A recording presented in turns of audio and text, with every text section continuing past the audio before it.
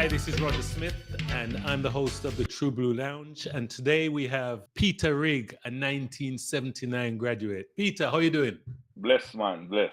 Good to be here. Good to be with you. Good. What is that shirt there? Formula One business or cricket? Yes, man. Formula One, man. I'm a big racing fanatic. Big Formula One, NASCAR, anything that go fast. Airplane. Okay. Guess what? You made me just go for my hat as well. You know, I have my hat as well. Who do you support, Formula One? Lewis Hamilton. Okay, so just for you, let's do this. I see Let's it do there. this. You know what I See it mean? there. See it Yeah, there. man. See it there. Yeah, man. All right. So I'm really pleased that you can vibe with me today. And I'm just going to ask you some questions. The series is Get to Know Peter Rigg, you know? All right. So let me ask you this, Peter. Lunchtime, man in school, your money full of dollars. Where you going for lunch? And who you So, going with? well, it depends on the day of the week. Okay, go for it, man. We only got time. Patty, cocoa bread, and a cola champagne. Always a cola champagne. Always a cola champagne. Nice. Patty, cocoa bread, and a cola champagne. Okay. As far And as when, who I went with, it just depends on the day of the week. all right. Cool. All right. So and on a poor day, where would you go? Give me another lunch that you'd normally have. 3-5. And what's that? Fried chicken and downtown Great George Street, the best fried chicken and rice and peas, box lunch. Okay, well, you never know about them there. Lunch there. Yeah, A man. dry Yeah, a man. dry bread and cheese. Man, like me eat, but Well, every now and again, me eat a patty and a cocoa bread. You know. well, you scrape up what you can scrape up, you know what I'm saying? So, Hey, and of remember? course, and Go on. the days when you don't have enough money, you get a bun and cheese and put that in there and you rub that, you know. Remember, they used to slap first formers in their head and take with their little pocket change that their parents gave them to have lunch. You know, remember them days? Yeah, no, I remember them days at Monroe because I went to first through third form at Monroe, and for the first year at Monroe, that's what happened. Okay, cool. Man would give you 2 cents worth of chips and tell you to go buy a patty and cocoa bread and come back. So And bring back change. exactly. That's right. Exactly. Peter, what's your drink of choice? You go somewhere and you the first drink, you having dinner, and then come around and say they want what you want to drink. What are you having? You mean like a restaurant? Restaurant, yeah, bar. Okay, restaurant is usually red wine. If I go to a Jamaican session, which I do here, is white rum and thing. White rum and ting.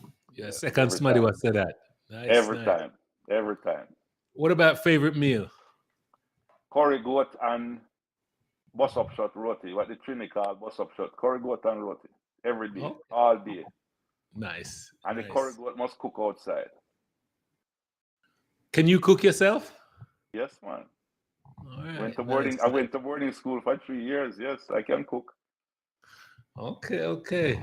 And as a Resourceful man, Monroe boys. well, and Mannings too. I mean, I am divorced, so I live alone right at the moment. And you have to survive and do what you have to do.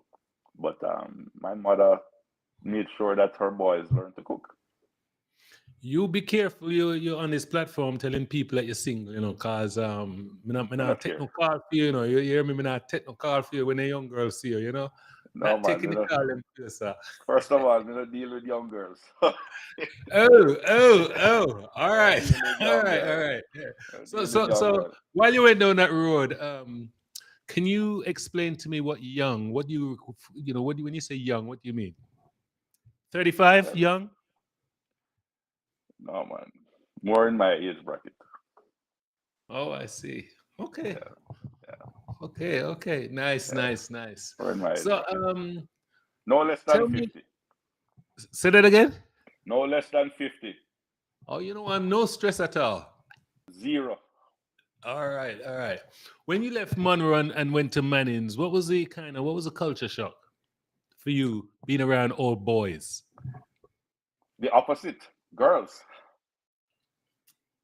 Going to school with girls for the female for the first time in 3 years was a shock, was a culture shock, but a good one.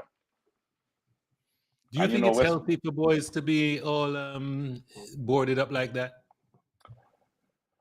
That's a very loaded, tricky question. At Monroe, it worked because it was very strict and very structured. Mhm. But and you had your forced to study and forced to do your schoolwork, and the hierarchy system they had there kind of enforced that.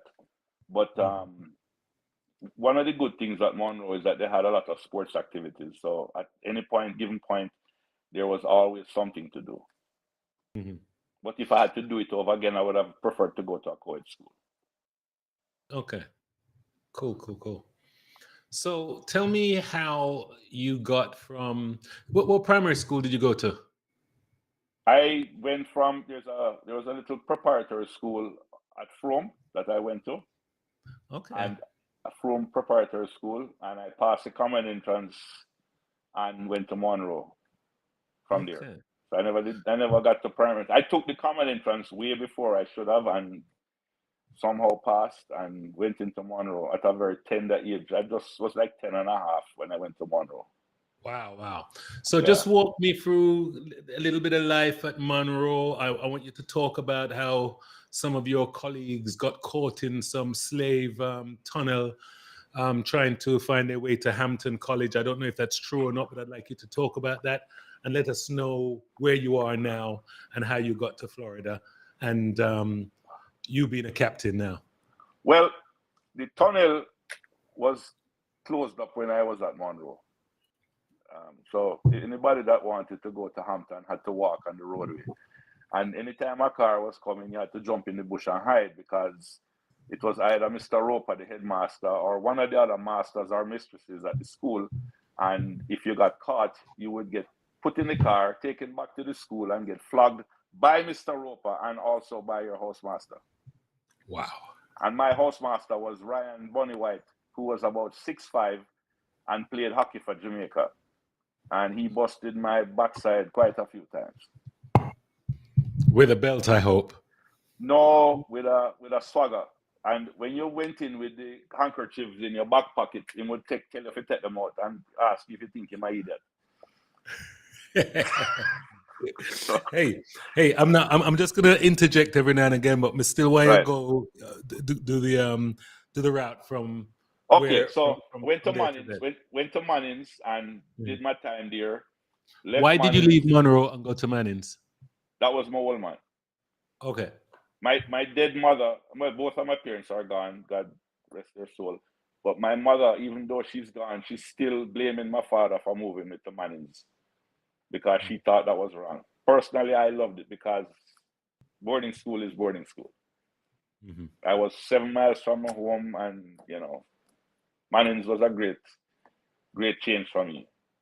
So Okay. when I left Mannings, I worked in Kingston with American Airlines, and then I also worked in Montego Bay managing budget rent a car.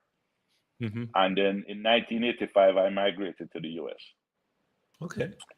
Went around for a while, and then I went back to school. I went to school, went back to school, because I had gone to school before, went back to school and studied aviation maintenance engineering. Mm-hmm. And I got a job with an airline through a cousin of mine and worked my way up in the maintenance side of things and Mm-hmm. got as much qualifications as I could. Got to like a lead, what they call like a lead mechanic position. I worked day Just a shift. second. Just a second. So, Yeah. how are you paying for your schooling? Oh, work. I was working 3 jobs at one point. Okay. So nobody stroked a check for you and says, "Hey, here's your schooling No, taken care of." no, brother. My aunt loaned me $700 to buy a car. I bought Mm-hmm. two Volkswagen Golfs, and I made Mm-hmm. because I'm mechanically inclined, so I made one car out of the two. The car had no air conditioning, and I drove that car for 2 years, working 3 jobs and no days off.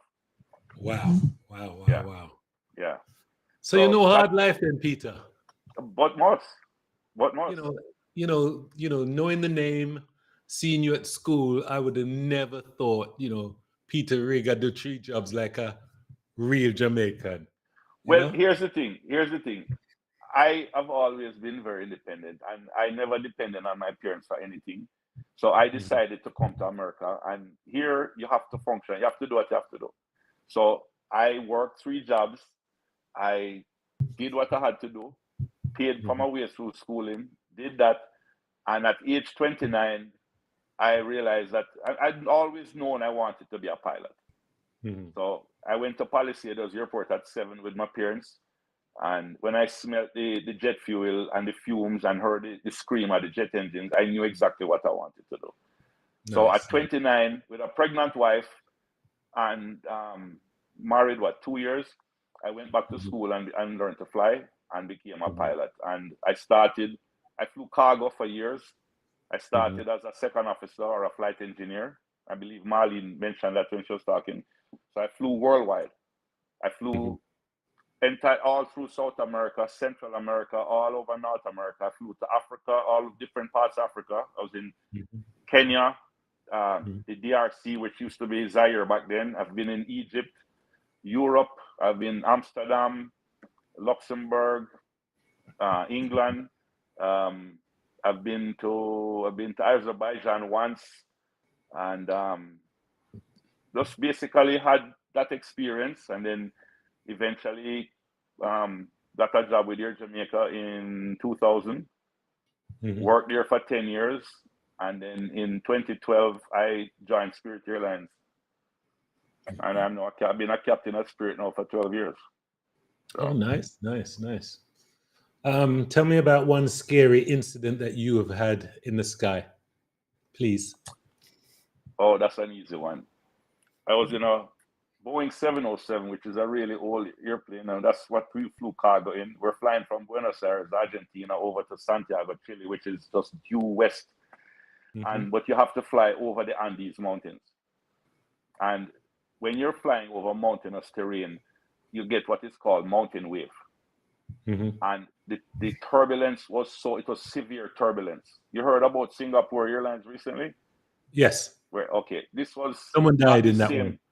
Right. Well, this one was sort of severe turbulence. And I remember looking out the window and watching the engines flexing themselves on the wing. And I thought for sure that one of the engines were going to come off of the wing. That is the worst experience I've ever had. Wow. How were you feeling? Heart just in your mouth? Yeah, I guess you could say that. I mean, coming out of maintenance, I didn't know if I had installed those engines and those things because I worked a lot on the power plant or the engine side of maintenance. And I installed, along with the rest of the people I worked with, we installed a lot of those engines on those airplanes. So I kept thinking to myself, please God, I hope I tightened the bolts down to the right torque setting, So Wow. But we made it. We made it over to Santiago, Chile, and needless to say, all three of us, the captain, the first officer, and myself, all went and had some beverages afterwards. Needed them. Of course. Hey, tell me about a job that you've done that you really didn't like.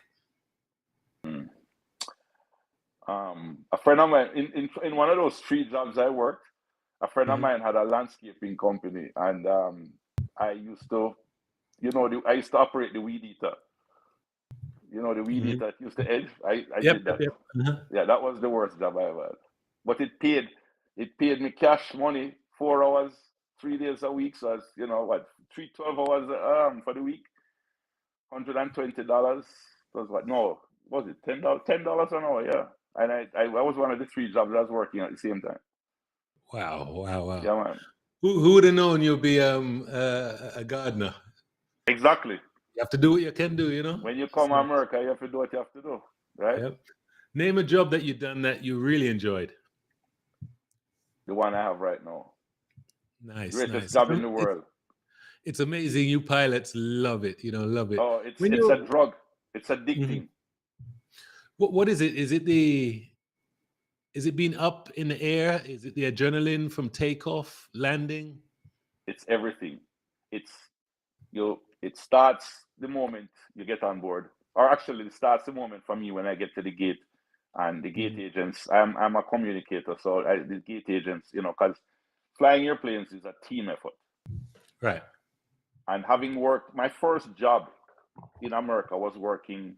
One of my first jobs was working on the ramp throwing bags on the airplane. I used to load bags. So, and working at American Airlines in Kingston, I work customer service also. So every one of those jobs, the customer service agent, the fueler, the baggage Mhm. handler, all of those people, I did their jobs. The only job I never did was to be a flight attendant. But it's a team effort. It's the customer service agent, the flight attendants, the fueler, the baggage handlers, the guy that drive the tug, the people, the wing walkers, air traffic control. It's a team effort. And part of what I love, why I do what I'm doing, is because you said it's adrenaline. It's the takeoff, it's the landing, it's sights that you see that I have pictures of. I take a lot of pictures, and sometimes it's just breathtaking. It never gets old. Wow. Never gets Do you old. have any vices? That's a good one. Vices. I'll have a drink while you think. I love guns. I'm a gunman. I love guns. So I have a few guns. Yeah, that is one of my Okay. vices. So now you've gone down that road. You know where I live, don't you? So I'm a Glock. Yes, I do. Yeah, I'm a Glock kind of guy. What do you carry? I carry a Glock. I carry a couple of SIGs. I have a Browning BDA. So I have a few. Do you think it's a Jamaican thing where me have the Glock them, but me not no use for them too tough, because it's more home defense when I go on road trips and stuff like that. And if somebody I beat down my door, I need something to answer it with. You know what I mean? But I don't. You think it's a Jamaican thing? No, I don't think it's a Jamaican thing at all. Here's the thing.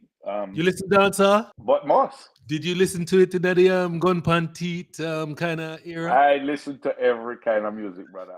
Dancehall, everything. All right. Well, tell me what you think it's about then. Why you only have 2 and you probably have 4 guns or more? Well, the thing about it is that I have my guns for protection, but I like to go target shooting. I have a shotgun. I like to go skeet shooting, trap shooting, and but it's all about target for me. At Monroe, we had a target range, and we had the 22 and the 303 rifles that we used to shoot targets at. Plus, my old man used to hunt birds. So for me, it's just about trying to shoot and to shoot as best as possible. I don't have any other reason for having a gun. It's defense and also to go to the range and shoot. Nice. It's just a hobby. As a pilot that can fly anywhere, when you're going on vacation, and if you could go on vacation, you could go anywhere you wanted to. Where would you want to go? Right now? Yeah. The combination. Europe, I'd go Italy. I've never been to Italy. Greece. And I want to go to Nigeria, and I want to go to South Africa. Nice. I've been to Johannesburg, so I can say I've been to South Africa. That's I've never been to, and I want to go to Ghana also. Ghana and Nigeria. I have friends in Nigeria, so that is a dream of mine to go to Nigeria. Nice. It's funny because you can literally go anywhere. You know what I mean? Because of the line of work you're in. Right. It's some people, they'll say, hey, I want to go Indonesia, I want to go Bali, I want to go Hawaii. But for you have to be thinking it's much deeper because you can go anywhere you want to go. You know what I mean? So. Well, I wouldn't go to Bali or, really, I go to Jamaica. I mean, we have beaches there. I mean, Jamaica, we are spoiled. So I'm not going to go somewhere like Bali where it's just a beach. It's like going to the Bahamas. No disrespect to the Bahamas, but I mean, if I want to go to the beach, I'm going to Jamaica. Right. Me too. That's how I look at it. I'm very Jamaican. I'm a yardie. Love my yard. I don't live there. I live here, but I have 100% yardie. My daughter was born here, and she is 100% Jamaican. Nice. Yeah. A lot of people, given the chance, there's this, there's obviously a place they want to visit that they haven't been to. And my advice is sometimes you just have to do it because you think about it, it's on your bucket list. And a lot of us only have 12 Christmas left before we're gone, If we're lucky. Exactly. Yeah. I just lost a cousin-in-law at 68 years old, Wow, youngster. Yeah, she's young, and you just have to get up and do what you have to do, So, Peter, when you came to Mannings, who was the bigger boy, the badder boy that you knew about? So what year did you come? 3rd form, 4th form? 3rd or 4th, I don't remember. The big boys to me were, God, I can't remember some of them. Bad boy, you remember Trevor Smart? Yes, I remember Trevor Smart. Remember Okay. Trevor Smart. Hey, And hey, me I talk about, bad man, you know. me know, Yeah, man. school one them. Me know, Bigger me Brown, the know. late Bigger Brown. Yes, Remember bigger them man brown there? too. Yes, yes, Yeah, man. yes, yes, We are first yes. farm and we see them the man there, you know. You, you, When Bigger Brown talk, you know, him voice coming like thunder. yeah, me know, man. Me know, Oh me man. know. Um, Hey. ahead of me were guys like ahead of me were guys like Teddy Collins and Michael and Chris Nita. Those guys were ahead of me. Yeah, You but they know, were very studious, you know. They were the them man there. They were I the wouldn't, ballers, you know what I mean? I wouldn't call them three man the studios. Them man they did used to play ball and them man there was some serious. Them man there was some serious players, man. They was good guys. Nice, nice. I used No, to I play remember them ball with well. them, so I know those guys Yep, are yep, all yep. good guys, man. Real good guys. Yeah, Mr. Collins had an afro, and I remember that. Yes. Remember, Christopher, Christopher Nita scored a goal from a corner at Cornwall, they buck up, you know. Well, I mean, we buck up, And but breeze, going and no, net, me remember it, you know. Me remember the goal, you know. Everybody talk about it. Yeah, yeah. Nobody going at the touched the net, ball. though. That's Yeah, right. yeah. No, no, Never but guess forget that. what? But you know what's really funny? Probably guys like Glenn Hoddle and Waddle, when them score for them first free kick, you know, it frighten them too, you know. No, no, no. Exactly. Exactly. Hey, Exactly. hey, because this is a podcast, I'm gonna have to say, Michael Nita, I'm sorry, I'm just making jokes. Your penalty, your corner kick that you scored from was a No, it was delightful Chris. goal. That was For Chris. It Chris? wasn't Michael. Yeah. Chris is the one scored. If I remember correctly, it was Chris scored from the corner. Well, no, well, Mokadong, we used to call him, no, sir? Yeah, hey. Yeah, yeah, no, no, Yeah, no. man. Hey, anything to do with Chris, me now big up. You know why? Chris tell me that the British football, the BPL isn't the best football league in the whole world. I never like that, but you know what I mean. Him love all Right. them Real Madrid and all them man, there, you know, Galatasaray and all them little No, the Premier little. League, although them can't seem to win the Champions League, anybody them can't seem to win, but I think the Premier League have a better standard, a higher standard, you know. You know, I think the reason is that the Premier League they play so intensely amongst each other. Yes, It makes it a real tough competition for them. You know. it does. Yeah. I agree with that. So Peter, tell me about a low point in your life and how you overcame it. Um, Losing my parents, I guess that would be the low point. And Okay. last one in 2000. So my father died in '07 after having quite a long illness, and then I lost my mom in 2017. Oh, sorry to hear that, man. Those were two So low points. how do you overcome that? You just, I do what they taught me. My parents my parents taught me to be independent, which is why I was able to come here and to do what I did and to get to where I got to because they taught me to be independent. So I Mm, just went on every day, looking at the glass as being half full. And even mm, the days when things were not as rosy as they should have been, I just kept going. mhm, It's just, you have to have inner strength, brother. You have to have inner strength. One thing I've learned in life, inner strength is what gets you going. You may not be physically able sometimes to do what you want to do, but that mhm, inner strength is what carries you forward. And that mhm, is what has helped me through my life is that inner strength. mhm. So tell me about a high point in your life. Um, but the birth of my child and becoming an airline captain in the US, which is Whi- very, it's a big deal. Which one you put above the other? Oh, the birth of my child every day. Hey, just checking. As you mentioned them Every both, day. I needed to gauge it. You know. No, Okay, brother, every day, man, every day. My child is she's the love of my life. that is girl. Yeah, man, big time. Nice, At nice. 31 years old, she's still the love of my life. Peter, as you've matured, what have you learned most about yourself that you never even thought that it was you? You look in the mirror and you says, "Man, I'm changing. I like this, or I'm doing this more." You know, what could you say you've learned about yourself? Questions get harder. No, it's not that. I'm trying to put it. They say when you're young, you're very impetuous and you do a lot of things, and you look back on your life. I did. Mhm, I did a lot of stupid stuff in my life when I was younger. mhm, And when I got older, I look back and Mhm. was like, what the hell were you thinking? Mhm. But you know what? That is part of life.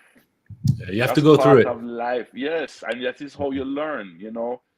Michael Jordan is quoted as saying, I never heard him say it, that, people say he's the greatest, and I believe he is, that is, Mhm. that my opinion. But for every basket he made, he missed 50 or 100. Wow. You cannot learn in life unless you fail. You Mhm. have to fail to learn. And everybody that succeeds in life had to fail first. Yep, true that. So Peter, are you religious, and how does religion help you in your life, if you are? I am religious. I'm a Christian. I Mhm. had this conversation today with somebody very close to me. Mhm. Um, yeah, I talk to God, and I'm not a church going every day, every Sunday church going person, but I am very religious. I had an experience the night my mother died, and that Mhm. whatever doubt I had in my mind, whatever doubt was erased that night. Mhm.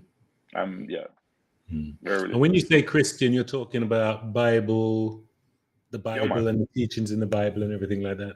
Okay, Yes, sir. cool, cool. I believe yes, definitely, Okay. most definitely. And when I ask how does it serve you, it keeps you grounded. You have that relationship, yeah. Yes, I have that relationship where years ago, you're quick to fire off and curse and get angry or do stuff. Hmm. As a more religious person now in my life, I Hmm. I temper myself very much easier. I don't curse as much as I Hmm. used. Like I don't curse. I used to really curse, Hmm. before. Now I don't. Just learn to think about God and think about my life, and I'm able to then just move on a more even plane. And that is what it really does for me. It balances, it gives you equilibrium, Hmm. Hmm. gives you something to You know, believe in. one could argue that that same peace you can get from um, just being emotionally intelligent and keeping yourself grounded. Um, but I suppose there is always a need for you to project onto something, whether it's religion or something. Something has to keep us going. So when we die, what do you think happens to us? I believe in an afterlife. I Okay. believe in afterlife. And what happened to me, I'm not going to go into detail, but what happened to me the night my mother passed, as I was right there, Hmm. that that is what solidified my belief. The Hmm. body stays, but the spirit, the soul goes. Hmm. And I firmly believe that. And if I didn't believe it before, that night Hmm. made me a true believer. So, Peter, tell me about the passing of your mother and how it affected you. Um, she passed. There was a few of us in the room when she passed, not many. And I was then after she passed, some other folks came in, other family members came in, and I was standing in the doorway with my sister and my cousin's wife, I believe, and yeah, I think my ex-wife was there too. And all of a sudden, I felt a sensation on my shoulders where this weight just lifted off of me. And I jumped back and like, rotted. And everybody was like, I remember my sister Carolyn said to me, what happened? And I said, oh, no, not going to believe this. And she said, what? I said, I just felt like a log was lifted off of my shoulders. Hmm. And she turned to me and she says, Mommy just took the weight off of you. Mommy just, she eased your burden.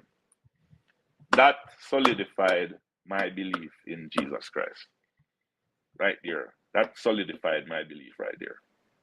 Whatever doubt I had before was taken away that night. It was April 2017. I don't remember the date, 20 something, but April 2017. That is what changed me as far as my belief and firming up my belief in God and the afterlife. You know, that's a powerful story. It kind of took my next question away. Wow, wow. Yeah, man, You it know, was very powerful, very powerful. you know, a lot of people have spoken about similar experiences. You know, when you read and stuff. So there has to be something to it. You know, to Exactly. you know what's really funny about when you hear these when people say things like that, that is such your story, you know what I mean? Yes, And it's it hard is. for anybody, you know. I could be looking at it and I'm thinking, yeah, sure, Peter, you know, but at the end of the day, your story is your story, and nobody can take, you know, nobody can dissect that. You know what I mean? There's some people that say they were kidnapped at night by aliens, and you know, we don't even know what's going on outside of the realm of our life, if you know what I mean.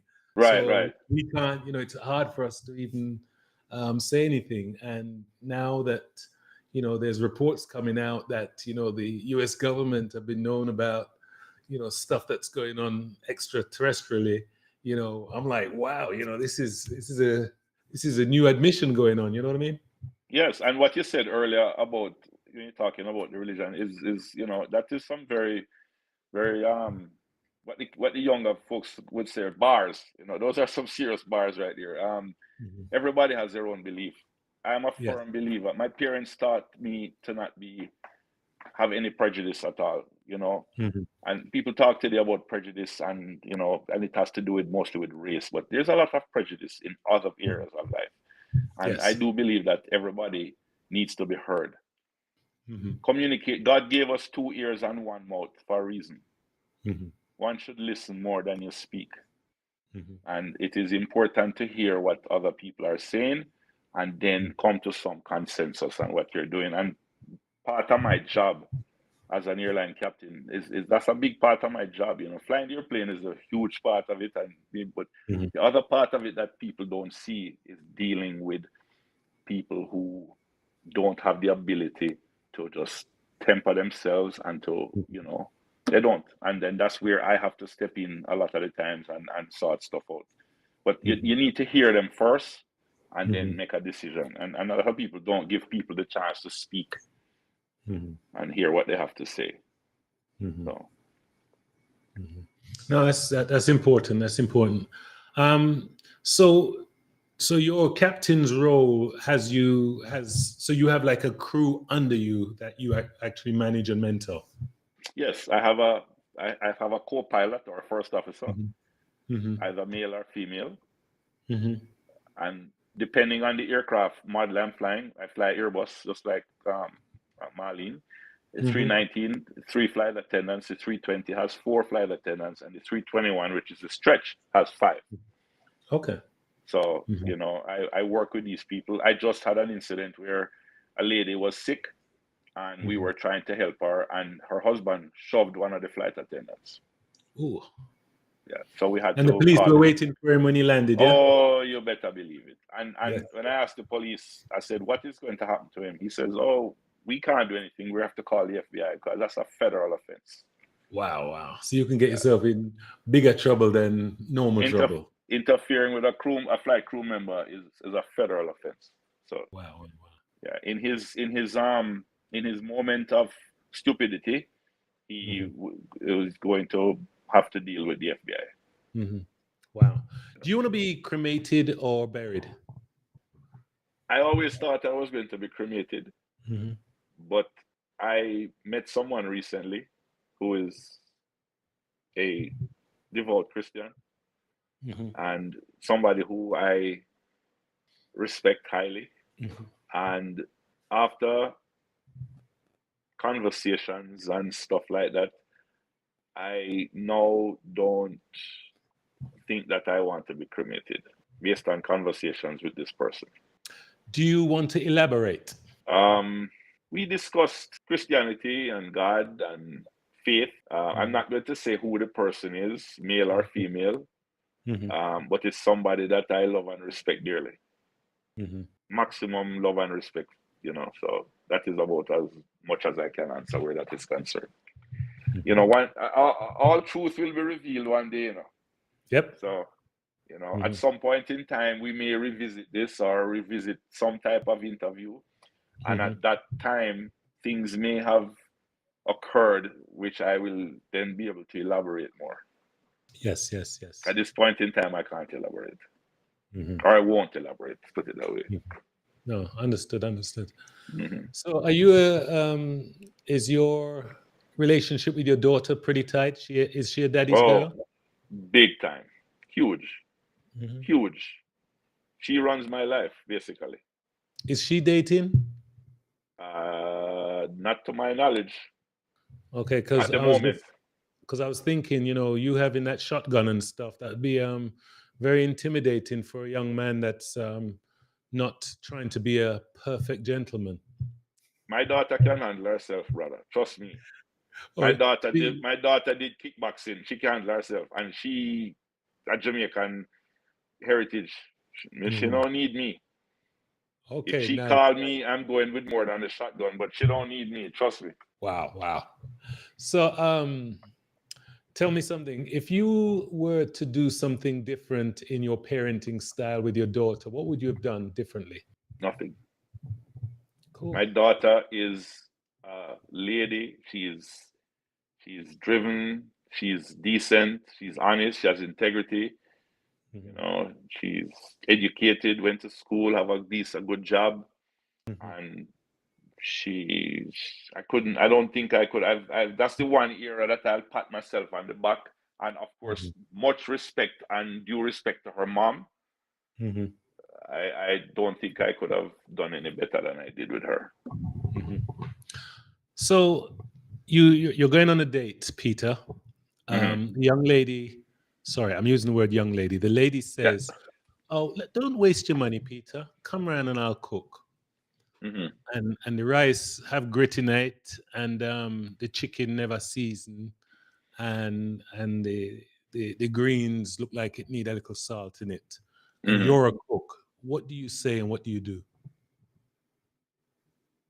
But I'm gonna take her out to dinner. Just say we so we can't eat this. Let's go. No, no, me not gonna say that. I'm gonna sit there and say, look, here what happened. Me not really feel for this no more. Me know Uh-huh. what you want. You want some shrimp or you want whatever, or you want some steak, come and go eat. Okay, nice, nice, nice, nice.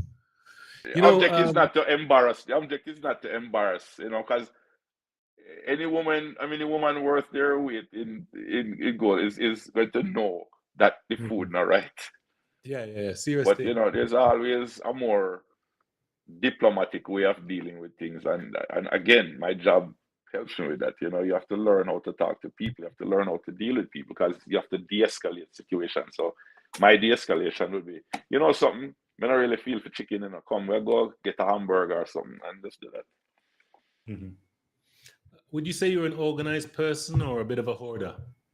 No, I'm more organized than I don't hoard. I'm a minimalist. I don't have a lot of furniture in my house. I don't like clutter. Mhm. I don't like I clutter feel at the all. same way, but sometimes you have to make sure that your spouse is like-minded. Of course, of Mhm. course. Well, since I am have no spouse, you know, Mhm. I just do what I want to do for now until that situation changes. What would the right lady be like that comes into your life? What are you looking for? Honesty, integrity, um, faith, belief in God, um, beautiful, and have to be Jamaican. Wow. Have to be Jamaican. Ladies, you have been told. Hear this, brother. Hey, Have so to be Peter, what's Jamaican. your dream? What's your dream car? My dream car, Mhm. man, a Porsche 935 twin turbo. What year did that one come out? I don't remember. I saw one the other day. I have a picture of it somewhere, but I saw one the other day in the parking lot up here. And Okay. um, but that is my dream car. But I'm a Uh-huh. BMW man, so Okay, okay. I What love kind them. of BMW you like? I The M5 is what I like. I don't have an M5, but that Uh-huh. would be my choice if I I could had afford an the M5. Yeah, I had the V10. Oh, Yeah, and that was a wow. beautiful car. Yes, it Beautiful car. was. That's a beautiful engine. Yeah, but the Yeah. SMG gearbox was a little bit expensive, and Yes. the Yes. clutch, and it was one of those cars. If you drove it properly, you were going to have to. It was like having an expensive wife, you know. Well, mine just came out the shop today. I had to change a radiator in mine, so I know what you're talking about. Yeah, you Yeah. know.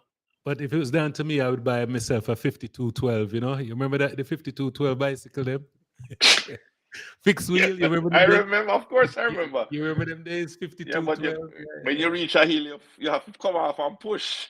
Oh, yeah, yeah, yeah. But Yeah, when you're yeah, coming down that hill, yeah. yeah, That's yeah. right.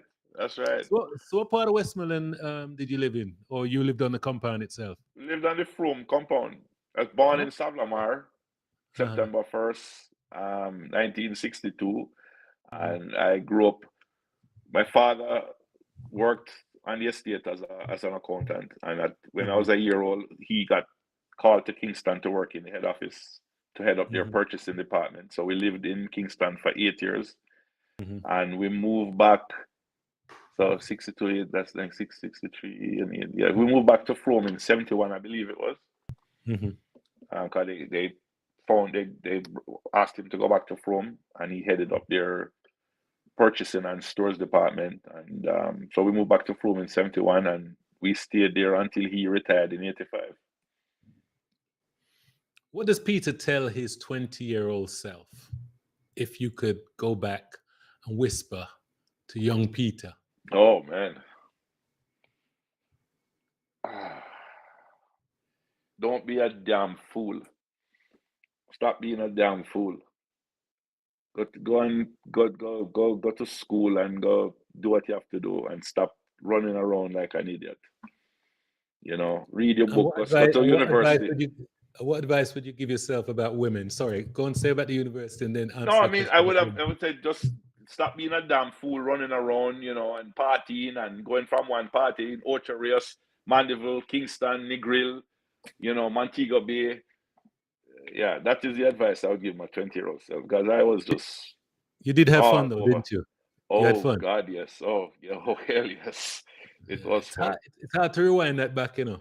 I'm not saying it was bad, I'm just saying in retrospect I should have been going to school and finishing my training earlier rather than partying, so Mhm, you know. mhm, And that's the advice I give young people today. mhm, So mhm. Is there a woman that got away? um no, Okay, that's no. nice. You got to capture them all. That's brilliant. Yeah. Nice, nice. Yeah, you're a wordsmith. You see? Yeah, yeah. Yeah, I'm yeah, trying. yeah. I'm trying. I'm No, trying. man. No, Yeah, they yeah. never got away. No, they never got away. I did not allow any of them to get away. No, No, no, that's there was good. none. That's No, but seriously, no, there was none that really got away. nice, No. nice, Yeah. nice. You I know, think I married who I was supposed to marry, and mhm, life, you know, it's easy to look back.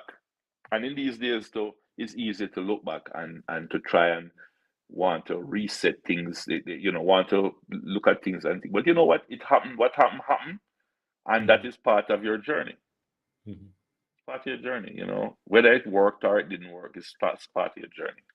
mhm, So I don't look at anything I did as in mhm, my journey in life, whether it is my marriage or anything like that, as being wrong. Everything happened for a reason, and that's just the way it is. mhm. That's good. That's good. Yeah, man. So I have two more questions for you. Okay. Name four songs in your playlist in your car now. Oh, geez, man. Come on now. Four songs? Yeah, that you keep on your play every day. All right. Rumors by Gregory Isaacs is one. Okay. Um, oh, you putting me on the spot here now. Hold on. Um, anything by Bob Marley. Okay. Anything by Dennis Brown. Mhm. Anything by Gregory Isaacs.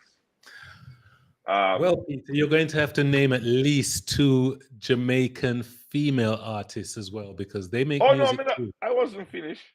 Oh, Tanya oh, oh, maybe Steve, say four. Tanya, No, no, go on. All Tanya, right. Tanya Stevens.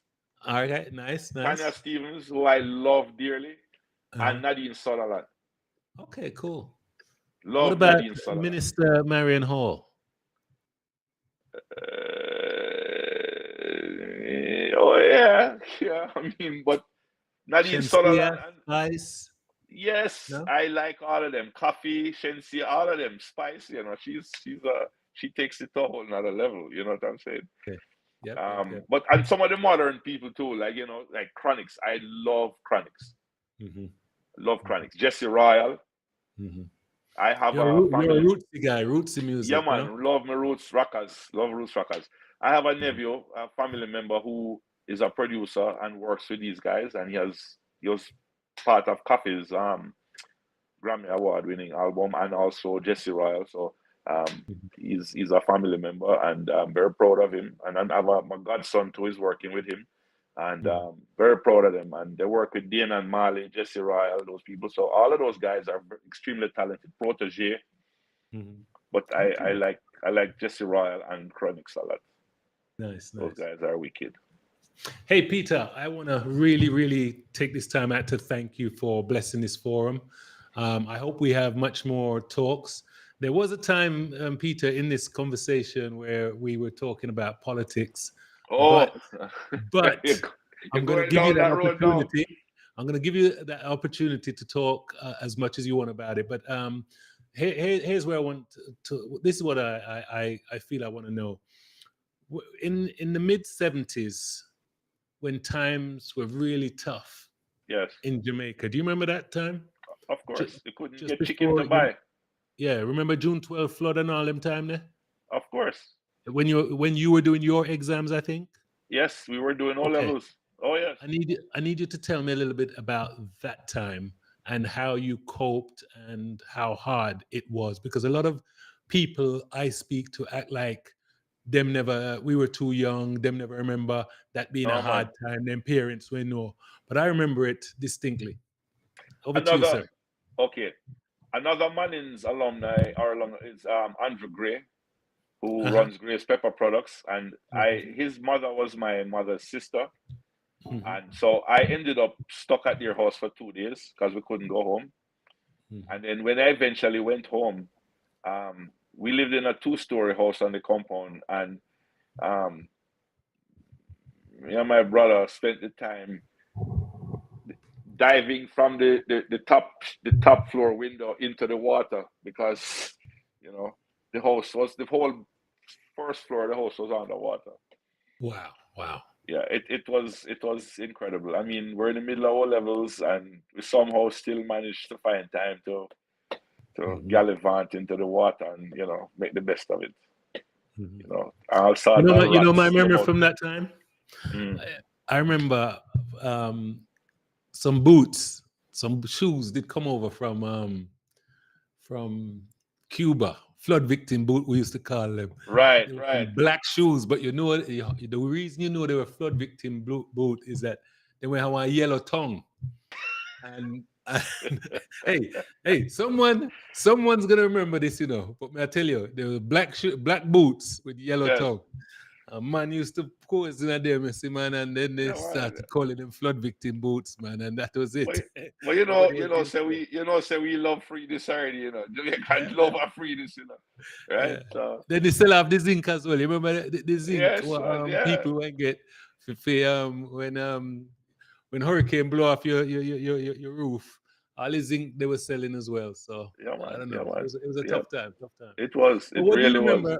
what do you remember most? Do you remember the meals or the lack of I think the supermarkets were nearly empty and they were marrying things off. Well, uh, my parents had a deep freeze, Hmm. which I don't. From had their own their own power, their own electricity.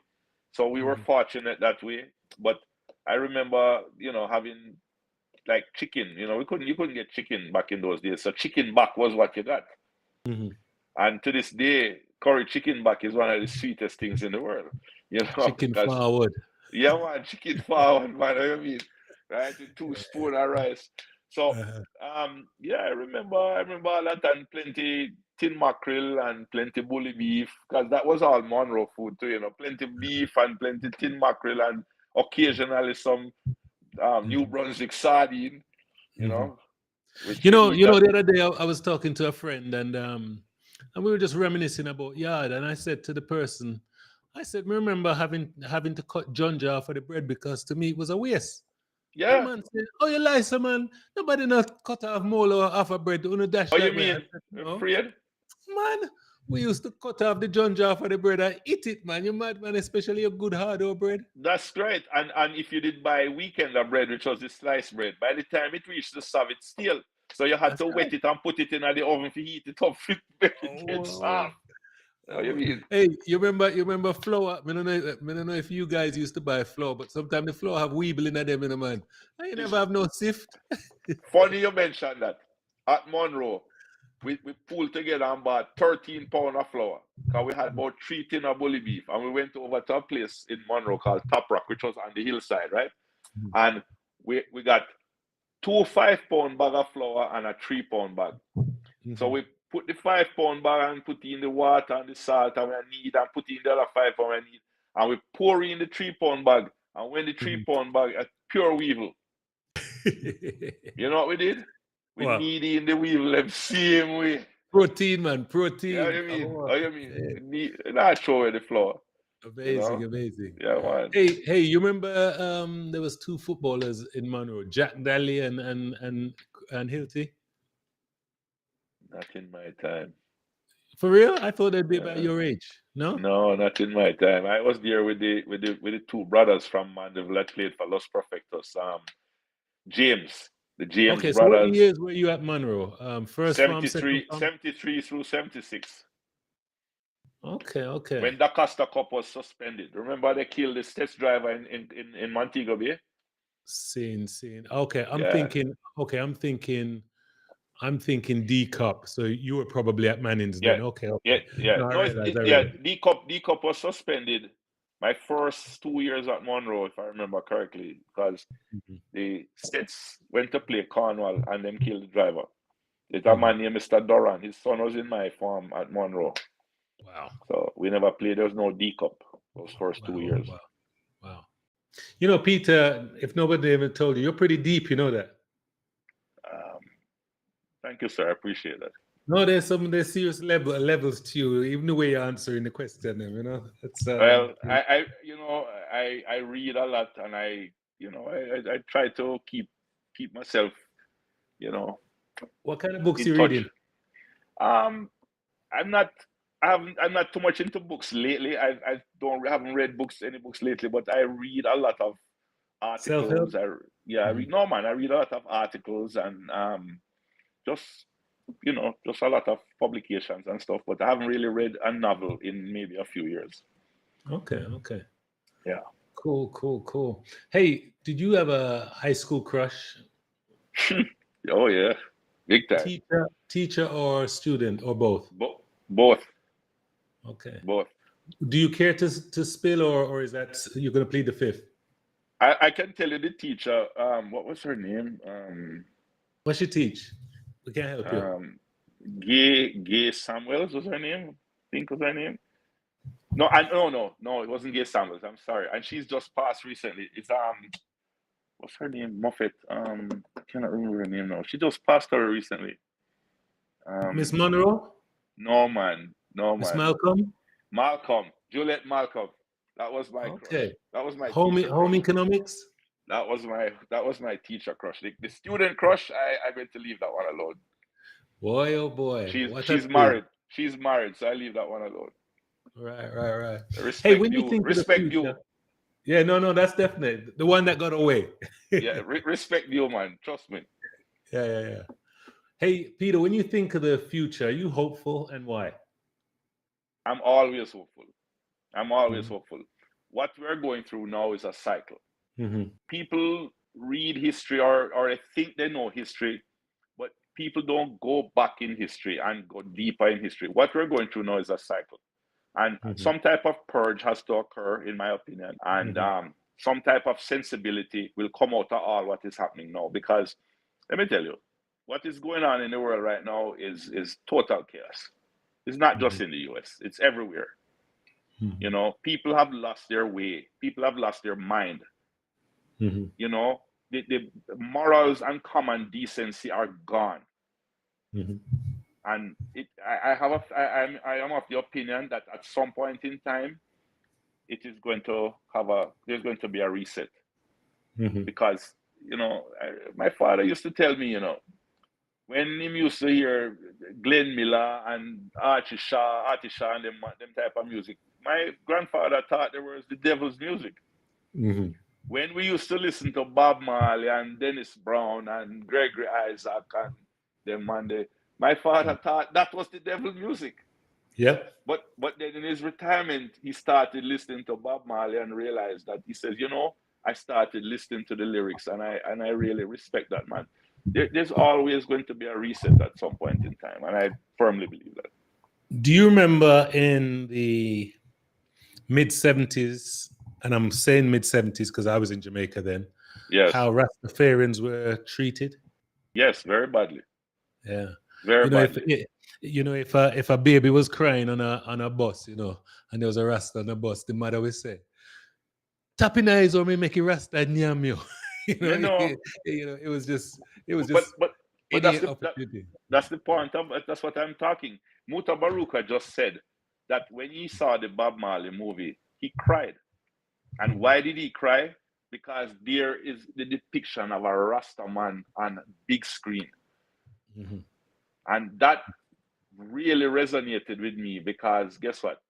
I grew up with Bob Marley. I grew up with Rastafari around and when I hear Muta, and I know Muta personally because I know him from I used to work somewhere where he used to be, and you know, and I hear him say that, and that resonated with me because um, to see somebody depicting the late great Robert Nesta Marley on screen, it made him Mhm. emotional, and that meant a I, lot to me.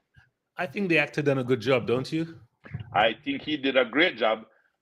However, I think Lashana Lynch, I think she did a phenomenal job playing Rita Marley. Right, right. The It's really guy, funny because I hear a lot of Jamaicans um, were a little bit upset, and I was thinking, a lot of Jamaicans probably don't realize that Bob probably transcended Jamaica and the culture, because at the time, Jamaica wasn't embracing him. These guys were in London and Europe getting embraced. You know what I mean? that's that's Um, correct. you know, That's correct. he's the reason the Commodores broke up, and no one knows that. Yeah, because he opened for them, which much to the chagrin of the promoters, and Bob didn't care. But the Yep, fact of the matter is, you know, remember in one of his songs, he said, "A good man is never honored in his own country." yep, true, true. Yeah, Yeah, once the Commodores realized that the guy that when they had to go on after Bob, because Bob yeah, opened up for them, that was it. Lionel says, "Hey, I'm gonna do like this guy. I'm gonna go on my own." So yeah. it That was also amazing. happened in Germany. I have a Mhm. cousin that was stationed in Germany in the U.S. Air Force, and he was stationed at a base called Kaiserslautern. And Yep. Bob came to the stadium nearby, this Kaiserslautern stadium, to play, and he opened for Fleetwood Mac. Mhm. And after the stadium was full Africans, and after Bob done his set, half of the stadium left. Wow, wow, wow! Amazing, Yeah, man. My cousin amazing. was there. So I'll give you another one that's nearer and dearer to you. Okay. Bobby Brown came to London, and then I think the concert was in the Wembley Arena, Yes. and he was arrogant enough to come to Yes. London, and he wanted Shabba, and Shabba was his opening act. And guess what? The London Wembley, the whole area of Wembley was blocked. Um, but no one knew why. It was all about Shabba ranking. Of It was course. all about people Of that didn't course. have concert tickets. The fact that here is a Jamaican at Wembley, not in any little small 5,000. He wasn't at the Brixton. Brixton used to have a little place that they had that, you know, kept guys like when Ninja Man came and Right, right, right. yeah, yeah. Oh no, no, no. This is the Wembley Arena. Yeah, man. And when every man jumped in their car and they were in their car circling the Wembley Arena playing their Shabba ranking record. So he learned, I think, they had to kick Shabba off after about the second night because the guy was literally bigger than Bobby Brown Of when course he Bobby was. Brown was at his peak. Yeah, yeah. But Of nobody course he knew. was. He Yeah. was big here too in the US, so Mhm. Oh man. I So how do you manage completely your believe that. mental health, Peter? Sorry. No, that's all right. Mhm. Mental health, Yeah. I'm a pretty happy guy. I things come up time to time in life for everybody, not just me. Mhm. Death, sickness, Mhm. money problems. Mhm. And I just give thanks for the fact that I am alive every day. I wake up every day with a positive attitude. I give Mhm. thanks that I don't have any debilitating illnesses. Mhm. And I also give thanks to God that I have a job that I Mhm. love. It's what I Mhm. wanted to do since I was 7 years old. Mhm. And that is how I deal with it. Mhm. I deal with it. I don't let things overwhelm me. You have Mhm. to learn to breathe and you have to learn to compartmentalize things and don't sweat the small stuff. Mhm. Mhm. You know, you have to learn to just put everything in perspective, right? Mhm. And that's how I handle it. Mhm. So, have you ever rented a nice little jet airline and took a woman for a date? No, no, See, I'm giving you game. See that? no. If I Put want some to take a chocolate in woman a on a, back. You if know I what I want to mean? take a woman on a date, I buy a ticket and go on an airline and fly. No, but guess what? When she come at the airport and she says, "Where are we going?" You says, "Don't wait, just wait. I'll just, nothing to worry about. I'll take you." You know what I mean? Imagine when I leave my job, I don't want to fly in an airplane till it's time to go back. Yeah. Us guys that can't fly, we we No, we I think know. I'm we messing with think you. you guys are living life, up in the No, sky. And no, now you're blowing the whole no. mystique. When There's you no, when you come home and put on your flight bag, you don't want to go nowhere, you want to know your no. yard. Yeah, you know what I'm gonna wear. You're dealing with weather, you're dealing with TSA, you're dealing with just people in the airport walking around aimlessly. You just come home, you know what I'm gonna wear again. But you do, occasionally I go on vacation and stuff like that. But as far as flying airplane, renting a plane, maybe when I retire, I'll do that. How has your high school journey positioned you for your life, ups and downs, and how you navigate it now? Oh, that's a good one. Um, it is the foundation for who I am today. Hmm. It's the foundation. Hmm. Monroe, I went to Monroe, a privileged kid from Frome, you know, Hmm. very young. I was barely 11, not even 11 good. And Hmm. I I got, everybody in first round got bullied. It wasn't me, everybody. Hmm. And, you had to learn to grow up. You had to learn to be tough. Hmm. And the first year was rough, you know. Hmm. And then, second year, and then by second, third year now you start to, get on. And I played football and cricket and hockey. So Hmm. once you can play a sport, then they start leaving you alone. But Hmm. the fact of the matter is just living in a boarding school, for example, learning to eat, learning to survive, Hmm. learning to open a tin of mackerel with a dull knife, right? Living on crackers and bulla, steel bulla, and a piece of pear when you can find it, Oh right? boy. Mixing cornflakes and condensed milk or Milo and condensed milk, and then coming to Mannings now and that experience there, whether it was catching a bus to go home in the evening and rain a fall and everybody pile up in an Ansel Tulsi bus or whatever, Hey, there you go. or going to a football match in Rossies where I Hmm. was playing under 16 for Mannings and Hmm. me lick down a youth and the whole of Rossies they want to kill me. Thank God my cousin them used to go Rossies, so them save me. Right, right. Going to Kenilworth, going to Cornwall, wherever. That is what provided the foundation I for forgot that you were in under 16. I forgot that because I was yeah I was man. okay, Yeah man. cool. I used to play Because even at back. Unity, I we used to because my elder siblings went to Mannings. When I was Yes. at Unity, I used to come to some games as well. So Cool. Yeah, man. And them you said, red boy, you're dead. Hey, at least they weren't calling you white boy. So, what was Exactly, it like? exactly. Yeah, what can you tell me about? And I know this is a funny question, but um, I have to ask it because I wouldn't be Roger. What's it? What is it about being um, a either very fair skinned or a white person being in Jamaica and having that kind of reverse racism, but we don't know about it because we only know about it when it happens to us in, in the diaspora or places like that. Tell me about it, or even in Jamaica back in the days Okay. as well. I'll start by saying this. I didn't know racism till I came to America. I didn't know Mhm, what racism was. I didn't, because I didn't grow up into that. We all in Jamaica, we're not black Jamaican or white Jamaican or Indian Jamaican. We're Jamaicans, right? I mhm. didn't know what racism was till I came here. Did you know what So, classism was oh, definitely, in Jamaica? definitely, definitely. Because Mhm. I Do grew you up in think it. it's as bad as racism? I think it is, in some instances, yes, and in Mhm, some instances no. mhm, I grew up in it. My father was mostly white. One of his grandparents were Indian, mhm. and my mother was half black, half white. Okay. So even though I look the way I do, and my brothers look the way they do, we Mhm, are a mixture of white, black, and Indian. mhm, Most people in Jamaica don't know that, and most people I grew up with didn't even know that. mhm, You know, but mhm, my parents taught us that everybody's the same, and so mhm. and that's how we grew, that's how we were raised, and I didn't. I mean, yeah, them call you red boy and all them things, but it's just part of Jamaica, it's just part of Yeah, growing yeah, up, yeah. and it's part of that foundation that I'm talking about.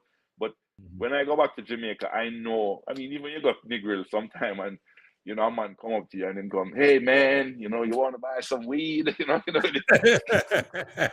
then, hey man, I mean, look for him and say, yo, Reggie, you American? I didn't say, "Oh, boss, I'm sorry, man. I don't say I'm Jamaican." But that's Dress too part of crisp, man. You dress too that's crisp. that's no. Up on the beach, I drink a red stripe. I'm on a Yeah. shorts and a t-shirt. No, man. But I that didn't. What bothered me in Jamaica more than anything else was the inequality of the Uh-huh. system, the Yes. inequality, which is why people like Bustamante and Norman Manley and those people were so important. Marcus Garvey, and all those people are so important, to Jamaica, because and later on in the years, because Jamaica has suffered from this big class problem, and there were some race issues there too, and Mhm. there was a lot of inequality in Jamaica, and that to me was egregious. Hey, Peter, tell me something about your transition from Westmoreland as a country boy to Kingston. The first few years were I was young. I was a year old, right? So the first few years I just remember I lived at 13 Roehampton Drive in Havendale. That was the first place we lived. And then we moved some years later to Highland Close. And I remember that because across the road from us lived the great Augustus Pablo. And how I knew that is because my oldest brother, Osman, was into music, and he used to him had him own like a sound system and thing, and he used to play out at parties. And he and Augustus Pablo were friends. And then we moved to Highland Close, which was further to the north. And I was on newer side of Havendale. And by that time, I got old enough. I went to St. Richard's Primary on Red Hills Road. And I used to take JOS bus by myself. This is at 9 years old, brother. Wow. And we used to pick up the bus right at the bridge, right by Purity Bakery on Red Hills Road. And then the bus used to drop me in the northern part of Havendale. And then I had to walk through a cow pasture to go to my house. But that part of life was good because at that young age, I was able to, you know, walk along Riddles Road like everybody else, take a bus, have enough sense to take a bus. And it was during that time that the currency changed in Jamaica, like 69, I think it was, where currency changed from pound, shilling, and pence to Mhm. dollars. And I had to learn to survive by taking the bus like everybody and go up and then have to walk through this cow pasture and go home. you know, to my yard. And as a Jamaica young wasn't youth a at that violent point, time them times there. no man, no violence, man, no violence. And if anybody see you need help, them would help you. You know, those things never occurred in Jamaica those times. So Jamaica was completely different those times. Wow. You know, I remember that house too, because we had a cashew tree in the front. And I've been back to Jamaica and been back to Havendale and been to the house, and the cashew tree is still bearing. Wow. Yeah, man. Blessing. Yeah, man. Every time, man. And then we left that and came back to Frome in 71. Okay. Back Cool. to the country. So, Thank you, sir. anytime, brother. All right, Peter. Hey, man, this has been fun, man. Really fun. And I hope to have you on again. Once again, I have to keep on saying this. Thanks for being authentic, blessing this platform, and spending some time with me and vibing. And when I see the youth Buster, I'll definitely tell him, Yeah, say, I man. had a good Big time him up, talking man. to you, man. Listen, Definitely. Roger. Listen, Roger. What you're doing is amazing here. It's a really Thank you, amazing man. thing. And I will come on anytime that you want. Just give me some heads up, Enough and I'll respect. fit it into my schedule and thing. And yeah, man. You keep doing Thank what you, you're man. doing, brother. Much Thank respect you, here, sir. sir. All right, cool. All right, brother. Cool. All right.